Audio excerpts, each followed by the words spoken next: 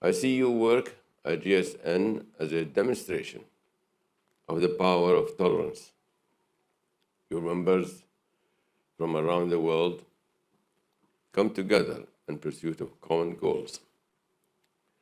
The 5 topics under consideration at this conference are powerful, important, and far-reaching.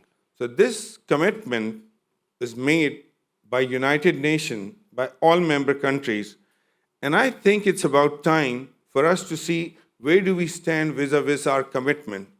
And this commitment was to be fulfilled by 2030. We are going to start the countdown 2030. We are already in 23. We don't have that much time, and we would like to see what was our target, what have we achieved till today, and where are we going to be in the next few years.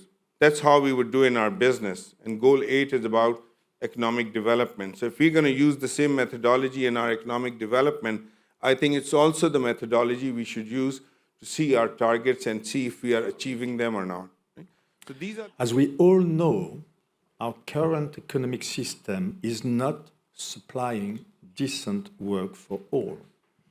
Too many people are trapped in low-paying, insecure jobs or left out of the labor market altogether. This is difficult to accept. Inequality and vulnerability is increasing. What he said to me still haunts me. He said, "Why didn't you come earlier?" A lot of the conversation tends to be on theory and not on how it is applied practically.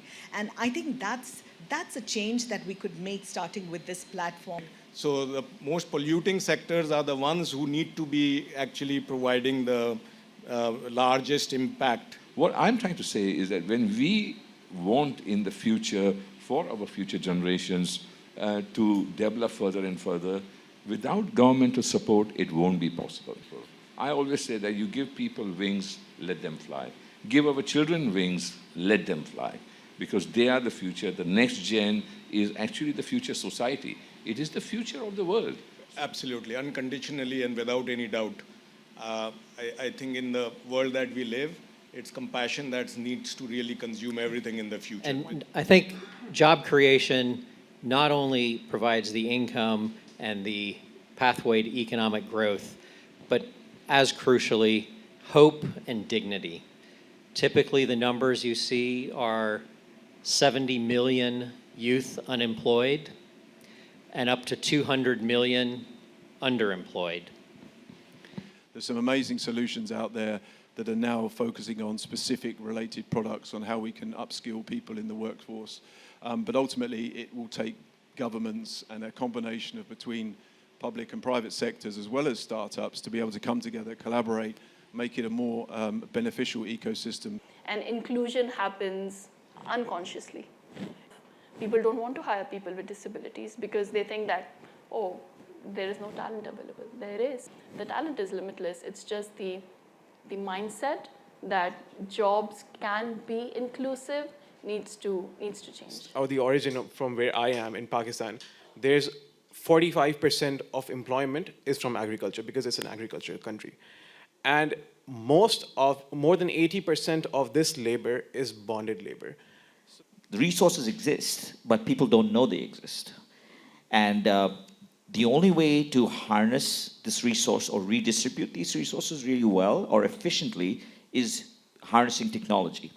Do we really need to worry about automation replacing those jobs? I think we do. Yes, this is where it's going. This is what jobs will look like. The future is formal. Because ultimately everything needs to be machine readable. That's the way the world's going. The future is formal. It's not that change is happening more quickly, it's that digital change happens abruptly. Is how can you, please, my 7th P, to complete the thing, to complete our DNA, how can you contribute to reaching out to an increasing number of vulnerable people by using your skills, your networks, your levers, so that systems can be improved? We can have good business, not bad, corrupt business. We can help honor the fact people need an identity, and we can provide environments of friendship where love and trust can grow and human beings can flourish. It's a very small ask. See what you can deliver. Thank you.